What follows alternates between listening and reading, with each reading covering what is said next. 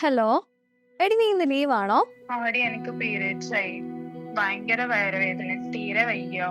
നിനക്ക് കഴിഞ്ഞ മാസം ഇതുപോലെ അല്ലായിരുന്നോ? വേദന ഉണ്ടായിരുന്നല്ലോ. നിനക്കൊരു ഡോക്ടറെ കാണാൻ വയ്യായിരുന്നോ?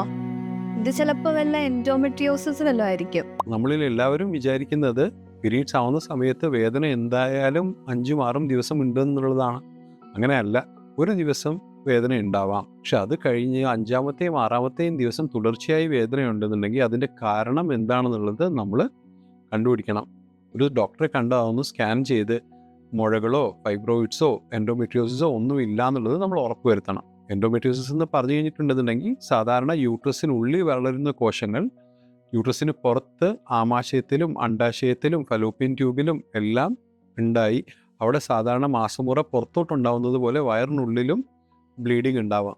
അങ്ങനെ ബ്ലീഡിങ് ഉണ്ടാവുകയാണെന്നുണ്ടെങ്കിൽ അതൊരു സിസ്റ്റായിട്ട് ഫോം ചെയ്യുക, അവിടെ ഇവിടെ കൊട്ടിപ്പിടിപ്പ് ഉണ്ടാക്കാം, ഇൻഫെർട്ടിലിറ്റി വരെ ഉണ്ടാക്കാം. അപ്പോൾ അതൊന്നും ഇല്ല എന്ന് ഉറപ്പ് വരുത്താനായിട്ട് നമ്മൾ ഒന്ന് സ്കാൻ ചെയ്ത് കൺഫേം ചെയ്യുന്നതാണ് നല്ലത്. നേരത്തെ കണ്ടുപിടിച്ച് കഴിഞ്ഞിട്ടുണ്ടെന്നുണ്ടെങ്കിൽ നമുക്ക് അത് മരുന്നിലൂടെ തന്നെ മാറ്റാനും പറ്റും.